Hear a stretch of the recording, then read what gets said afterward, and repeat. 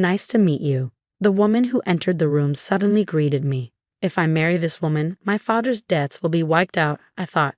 However, she had a scar on her face, and more importantly, there was my father to consider. Are you really okay with this? When I asked, she fell silent for a while. My name is Chris Baker, 45 years old.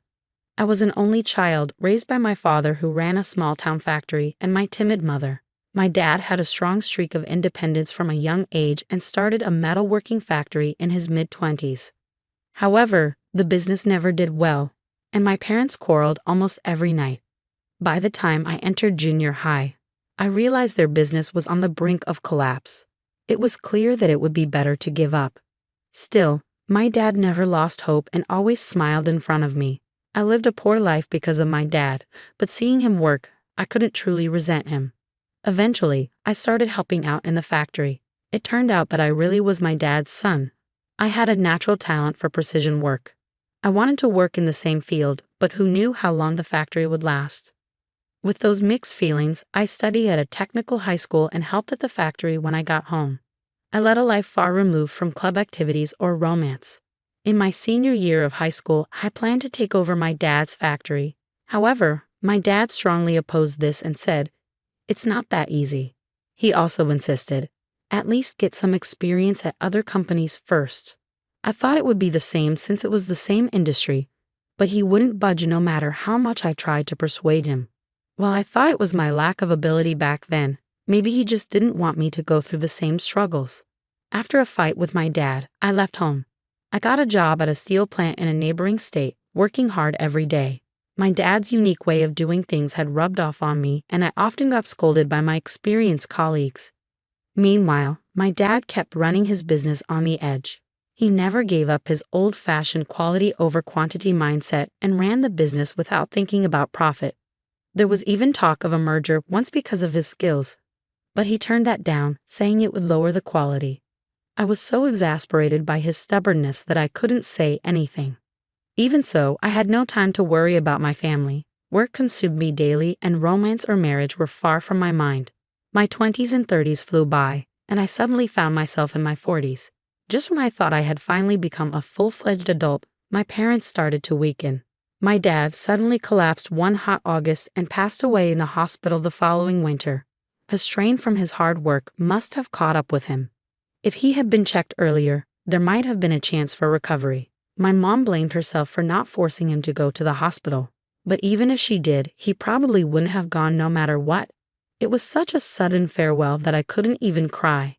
Nevertheless, when I saw the rusty factory at home for the first time in decades, I couldn't stop crying. I would never see my dad standing there again. In the end, I had always been watching his back. I finally realized that after turning 40. Anyway, the factory had to be closed. I wanted to take over and rebuild it, but it wasn't realistic. Just when I decided to carry on my dad's spirit in my own way and move forward out of nowhere, my life took an unexpected turn. It all started with my dad's debt. We discovered that he had racked up several $1,000s of debt, which even my mom didn't realize. The money was borrowed from a factory owner he had known for years, Mr. Adams. Mr. Adams used to play with me a few times when I was a kid. He and my dad frequently visited each other's factories and had quite a close relationship. Mr. Adams switched to mass production early on and quickly flourished. Now his factory is one of the most prominent in town. About a month after my dad's funeral, Mr. Adams called me over. It was surely about the debt. I thought if I paid it back little by little, I might be able to clear it while I'm still alive. Although I didn't know how to apologize, I headed to see him. However, what I heard there was shocking. "We'll take over your father's factory and clear the debt," Mr. Adams declared. I thought it was a joke, but he continued, "In return, I'd like you to marry my daughter." I thought I was dreaming, but he was dead serious. Mr. Adams has only one daughter. She was 32 and single at the time, working in his company's office. She had never been married and had no children. He simply said, "I want her to settle down soon. If I marry her, the debt will be gone. Besides, though our factory will be absorbed, the machinery and skills will be preserved. However, if I refuse the marriage, it all goes away." I was bewildered and bombarded him with questions. "Well, I don't have much experience with relationships," I stammered. I blurted it out before I could even feel embarrassed. Neither does my daughter. Just meet her once, he calmly said. That night, I was invited to Mr. Adams' house, waiting in a room for his daughter to arrive. When the door opened, I gasped. She had a large burn scar on her face, with the skin color differing on each side, making it clear that something had happened. I understood why Mr. Adams wanted me to marry her to clear the debt. It was probably hard for her to find marriage prospects because of the scar. What hurt me the most was that she accepted such a terrible arrangement. My name is Lisa Adams. Nice to meet you. Lisa greeted me politely. She didn't seem to have any intention of opposing her father's wishes. When I couldn't say anything out of confusion, she said, I've heard the situation from my father. If you're okay with it, I don't mind. She spoke matter-of-factly. She got the scar as a child when she snuck into the factory to play and got burned. From my perspective, the arrangement seemed beneficial. The debt would be cleared, the factory would remain, and I would get married. However, there was no benefit for Lisa. We stared at each other in silence for a while. All I could think about was my dad, who had left me with an impossible situation. Even if I wanted to hate him, I couldn't. Maybe that was the only thing Lisa and I had in common. Are you really okay with this? I asked, looking into her eyes. The silence continued, and soon tears welled up in her eyes. Eventually, she started crying like a child and murmured, I can't accept this. She had been just forcing herself to accept it. Then let's call this off, I suggested. I can handle the debt and the factory on my own.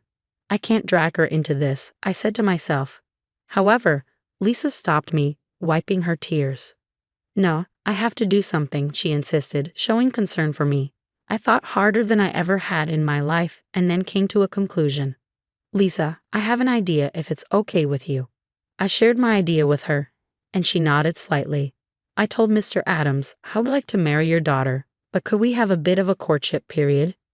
We've only just met. That was my answer, and he accepted. I quit my previous job at the steel plant and joined Mr. Adams' company. I also moved into his house as Lisa's fiancé. That meant the debt was, of course, cleared, and our factory was absorbed. I began modifying the techniques my dad had protected for mass production. I worked tirelessly every day. Mr. Adams let me work freely as long as I could make a profit. I continued to study my dad's notes, experimenting and learning. I came to realize how delicate and brilliant my dad's techniques were despite how pathetic he had seemed. When I came home, Lisa would be there waiting with dinner. Sometimes we'd share meals with Mr. Adams and his family, enjoying warm conversations. I can't wait for the wedding, Mr. Adams would say with a smile, and Lisa and I would smile back. Are you still up? Lisa would ask in our shared bedroom.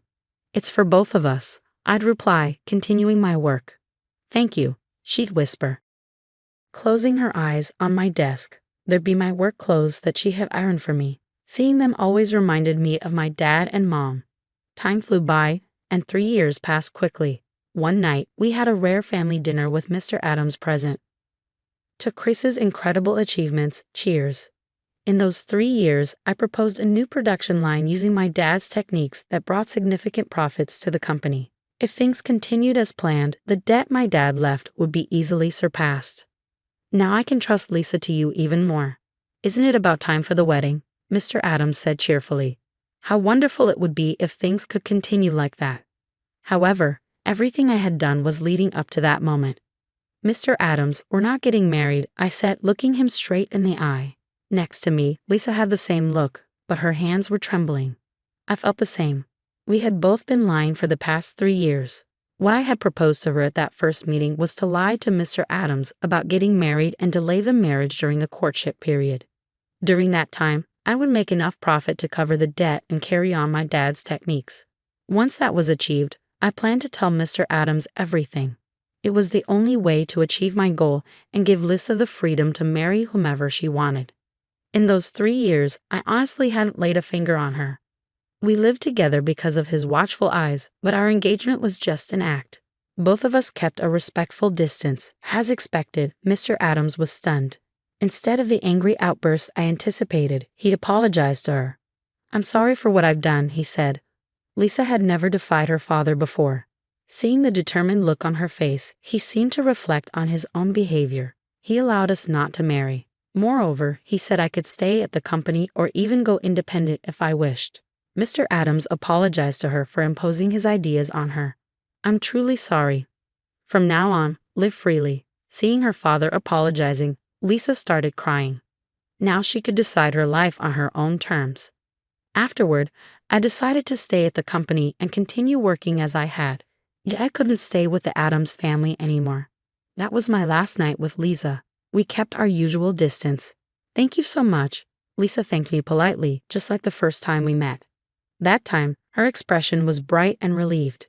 At first, I thought your proposal was impossible, but you really accomplished everything, she continued. It's thanks to you, Lisa, but it's not all done yet, I said, facing her and closing the distance a bit. She looked surprised and tensed up. I was determined to fulfill my true final goal. Back then, I hadn't seriously thought about that. However, over the 3 years, it had become my sole desire. Lisa, will you marry me? Over those 3 years, I had come to realize her beauty and kindness. Her scar didn't matter at all. I was just supported by her inner strength. When she gained the freedom to choose marriage, I would propose to her. That had become my true goal. She stared at me wide-eyed. Of course, she had the right and the courage to refuse. Nevertheless, I wanted her to choose now that she was free.